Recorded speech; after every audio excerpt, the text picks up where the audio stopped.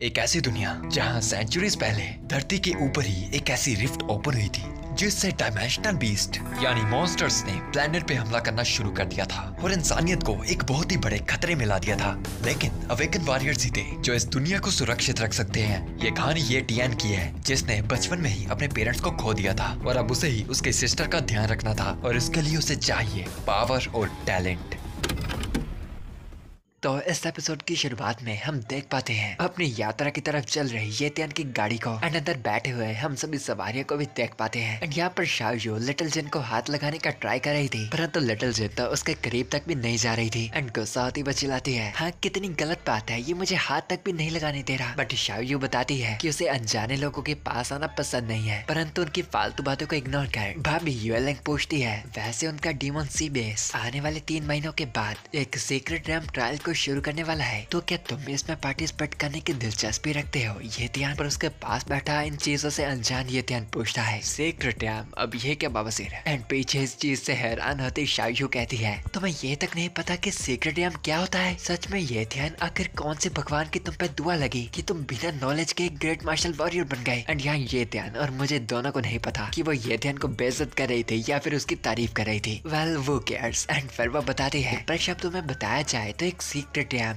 एक तरह का दूसरा डायमेंशन माना जाता है, यानी वो धरती के अलावा एक और अलग डायमेंशन है। एंड कहा तो जाता है कि ये चीज काफी सेंचुरीज पहले हुई गई घटना के बाद का है और शायद इसी वजह से ही वो अलग रियाम भी खुली है। एंड यहाँ वो बताती है कि मार्शल वॉरियर्स को सीक्रेट रियाम में बेचा जाता था डायमेंशनल रिफ्ट्स का इस्तेमाल कर। एंड या तो एडवेंचरर्स वहाँ पर एडवेंचर के लिए जाते थे या तो फिर कोई जरूरी या फिर रहस्यमय खजाने को ढूंढने के लिए। एंड ये एक वॉरियर के लिए अपना कल्टीवेशन बढ़ाने का बहुत ही अच्छा जरिया था। एंड हमें थोड़ी सी झलक दिखाई जाती है उस डायमेंशनल गेट की जिसके अंदर काफी लोग जा रहे थे। एंड ये चीज थोड़ी सोलो लेवलिंग के गेट से ही सिमिलर थी। आई मीन इसमें काफी कुछ सिमिलर है सोलो लेवलिंग से। एंड अब डायमेंशनल गेट्स भी आ गए, जल्दी शायद यहाँ के मोनराज भी आ जाए। Just kidding. एंड ये तेन उनसे पूछता है क्या जाकर कोई भी उन सीक्रेट रैम में एंटर कर सकता है, बट वो मना करती बताती है कि सीक्रेट रैम्स की भी अलग अलग रैंक होती है। एंड युएलिंग थोड़ा अच्छे से समझाती बताती है, एग्जाम्पल के लिए जैसे की देखो जो सीक्रेट रैम अगले 3 महीने बाद एक्टिवेट होगी वो सिर्फ हमारे जैसे ग्रेट मार्शल वॉरियर्स के लिए ही है। अगर मार्शल वॉरियर्स उससे ज्यादा या फिर कम रैंक के एंटर करते हैं तो वो सीक्रेट रैम दोबारा तबाह कर दिए जाएंगे। एंड यहाँ पर हम वो सीक्रेट रैम की थोड़ी सी झलक देख भी पाते हैं जो कि एकदम मॉन्स्टर सा लग रहा था। एंड ये तियान बताता है, वाह क्या इंटरेस्टिंग चीज है, मैं पहली बार इसके बारे में सुन रहा हूँ। एंड युएलिंग उसे कहती है, सीक्रेट रैम को एक्सप्लोर करने के स्लॉट्स पाना बहुत ही ज्यादा मुश्किल है क्योंकि वो बहुत ही ज्यादा बड़ी डिमांड में रहती है। और मैं तुम्हें पहले ही बता देती हूँ कि तुम्हें स्लॉट पाकर देने की मदद करने के लिए यूए फैमिली को एक स्लॉट गंवाना पड़ेगा और ये मौका किस्मत वालों को भी नहीं मिलता। तो बताओ क्या तुम जाने के लिए इंटरेस्टेड हो? पर हमारा लल्लू ये तियान ये ना समझ था कि भाभी सीधा सीधा चाहती थी कि ये तियान सीक्रेट रैम में उसके साथ चले, यानी एक इन्विटेशन था एडवेंचरस डेट का। वो उसे बताता है, वेल मेरे लिए तो मैं इतनी मुश्किलों से जाने की जरूरत नहीं है क्योंकि मुझे दूसरों को परेशान करना अच्छा नहीं लगता, तो शायद मेरा ना जाना ही बेहतर होगा। एंड अब इस बात से गुस्सा होकर ये लिंक उस गाड़ी का हैंडल मोड़ देती है एंड वो महा बचते हैं बीच सड़क में ठुकने से। एंड फिर वो लोग पहुंच जाते हैं एक अबैंडन्ड कैंप साइट पे जहाँ पर वो रात बिता पाए। एंड वो एक बहुत ही बड़ी फैली हुई कैंप साइट थी जो देखने में भी काफी सुंदर थी। एंड फिर ये तियान भी अपना मुंह हाथ धो हवा में हाथ फैलाता रिलैक्स करता कहता है, वाह क्या ताजी हवा है, आज तो सच में काफी अच्छा महसूस हो रहा है। एंड फिर वो ये डिसाइड कर चलने लगता है कि उसे ये यू और बाकियों के डिनर बनाने में मदद करनी चाहिए वरना फालतू में ये यू फिर से उस पर चिल्लाएगी। कि तभी उसे पीछे से रोकती हुई एक आवाज आती है एंड युएलिंग चलती हुई आ रही उससे पूछती है, ये तियान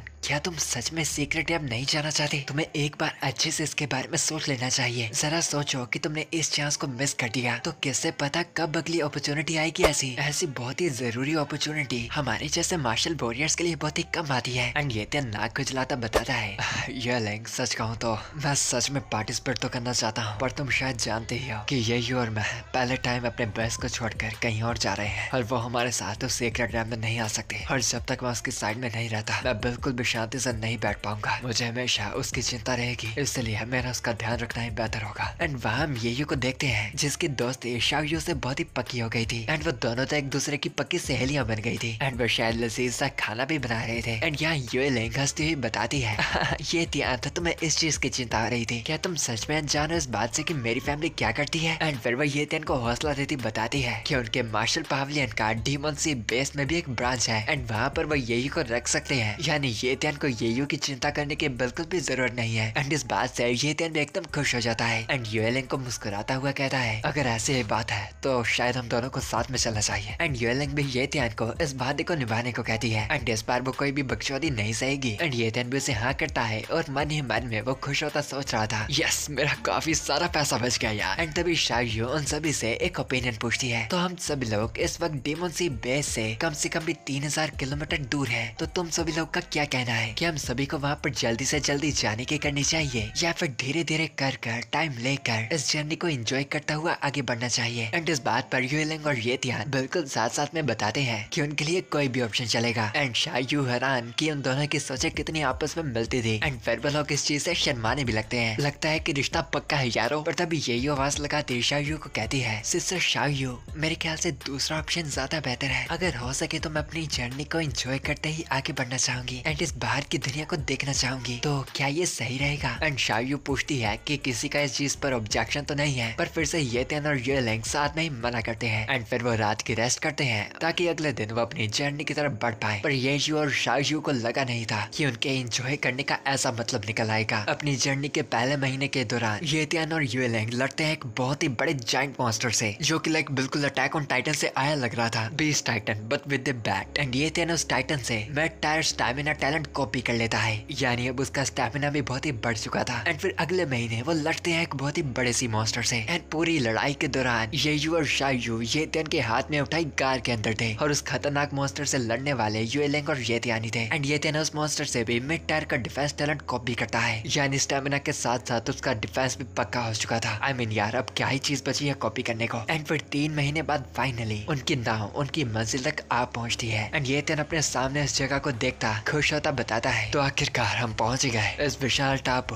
डेमन सी बेस में। एंड हम उस बड़ी सी जगह को देख भी पाते हैं एंड इस डेमन सी बेस पे दरअसल 10 मिलियन से भी ज्यादा की पॉपुलेशन थी। मतलब कि अब तक जो हमने देखा था वो बस इसकी कहानी का प्रोलॉग था एंड असली कहानी तो अब शुरू होती है क्योंकि पावर लेवल में इतनी सारी इंटरेस्टिंग चीजें आ गई है। एक अलग डायमेंशनल मतलब एक अलग अलग जगहें, अलग अलग मॉन्स्टर्स, अलग अलग कैरेक्टर्स और भी खतरनाक लड़ाइयाँ। परंतु ये एपिसोड तो यहीं पर खत्म होता है। पर जाने से पहले मेरी एक बात सुनो गाइस, इसका ऑथर इस मानवा के चैप्टर बहुत ही लेट निकालता है तो फालतू में मेरा दोस्त देना बंद करो यार प्लीज। एंड आल्सो ये सीरीज क्योंकि लेट आती है तो मैं टोटली रिकमेंड करूंगा आप लोगों को अभी के अभी जाकर ओमनिशेंट रीडर व्यू पॉइंट वाली सीरीज देखने को, क्योंकि उसमें भी सिस्टम है एंड मानवा के वर्ल्ड में तो उसे लिटरली सोलो लेवलिंग के बराबर माना जाता है यार। एंड मैं डेफिनेटली कहूंगा कि उसकी स्टोरी इस कॉमिक से तो काफी ज्यादा बढ़िया है एंड ऊपर से आपको इतना तगड़ा सिस्टम भी मिल रहा है एंड क्योंकि इसके बहुत से चैप्टर्स हैं तो आपको ज्यादा मजा आएगा। और आल्सो जाने से पहले मेरा एक और क्वेश्चन है कि आप येतियान के साथ किसको शिप करना चाहेंगे, येतियान एक्स युएलिंग या फिर येतियान एक्स शायू या फिर येतियान एक्स। एंड इस क्वेश्चन का आंसर कमेंट्स में जरूर बताना एंड अगर आप ये क्वेश्चन सुपर थैंक्स के जरिए पूछेंगे तो ज्यादा मजा आएगा एंड आल्सो मैं इस कमेंट को पिन भी कर दूंगा। सो एनीवेज गाइस मिलते हैं अगली बार अगली वीडियो के साथ। For now bye good bye sayonara जाना।